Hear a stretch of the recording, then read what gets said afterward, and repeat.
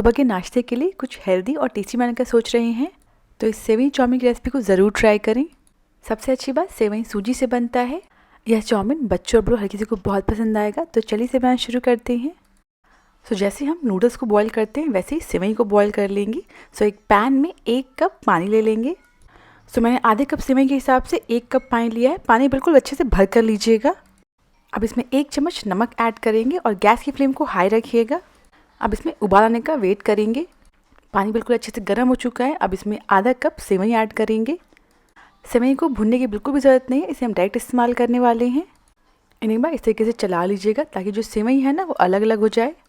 अब इसे high flame पर ही तब तक पकाएंगे जब तक यह 90% कुक ना हो जाए। सेवई बहुत जल्दी पक कर रेडी हो जाती है।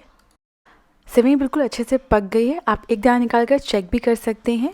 जब आप एक दाना निकाल कर चेक करेंगे ना तो ये बीच से आपको हल्की सी हार्ड लगेगी। बस इतना ही पकाना है इसे। अब इसका सारा पानी छान लेंगे।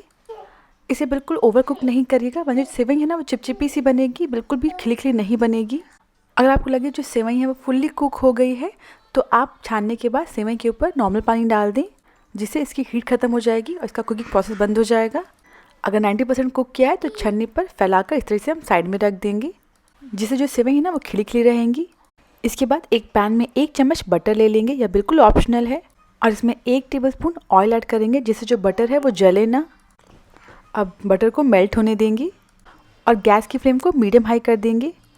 मेरे पास पनीर था तो मैंने इस तरीके से पतले पतले लंबाई में कट कर लिया है और इसे हम तब तक कुक करेंगे जब तक यह बाहर से हल्का गोल्डन ब्राउन ना हो जाए। पनीर बिल्कुल ऑप्शनल है, आपके पास हो तो ऐड करें वरना सिंपली सिर्फ सब्जियों से बना सकते हैं इस डिश को। पनीर के पीसेस गोल्डन ब्राउन हो चुके हैं। अब इसे हम पैन से निकाल लेंगे।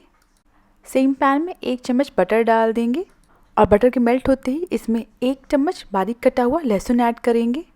गैस की फ्लेम को मीडियम हाई रखिएगा। सारी सब्जी को हम फटाफट से पकाने वाले हैं। अब इसमें 2 लंबाई में कटी हुई हरी मिर्च और 1 लंबाई में कटा हुआ प्याज ऐड करेंगे और इन्हें लगातार चलाते हुए पकाएंगे। इन्हें 30 सेकंड के लिए पकाइएगा। इसके बाद हम इसमें लंबाई में कटी हुई शिमला मिर्च ऐड करेंगे। मैंने यहाँ ग्रीन और रेड कैप्सिकम का इस्तेमाल किया है। आपके पास जो भी कलर की अवेलेबल हो आप उसका इस्तेमाल करें। अब इसमें लंबाई में कटी हुई गाजर ऐड करेंगे।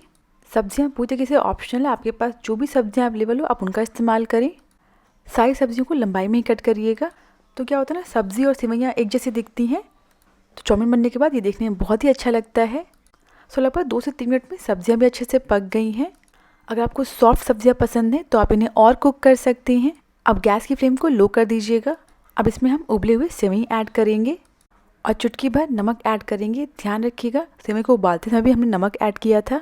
अब इसमें 1.5 चम्मच कश्मीरी लाल मिर्च पाउडर ऐड करेंगे। इससे कलर बहुत बढ़िया आएगा। आप लाइक करें तो ऐड करें वरना स्किप कर सकते हैं। इसके साथ ही में इसमें आधा चम्मच सोया सॉस ऐड करेंगे, आधा चम्मच विनेगर ऐड करेंगे। अब इसमें जो हमने पनीर फ्राई किए थे उसे ऐड कर देंगे और लास्ट में इसमें अगर आपको स्पाइसी पसंद है तो 1 चम्मच शेज़वान चटनी ऐड करेंगे।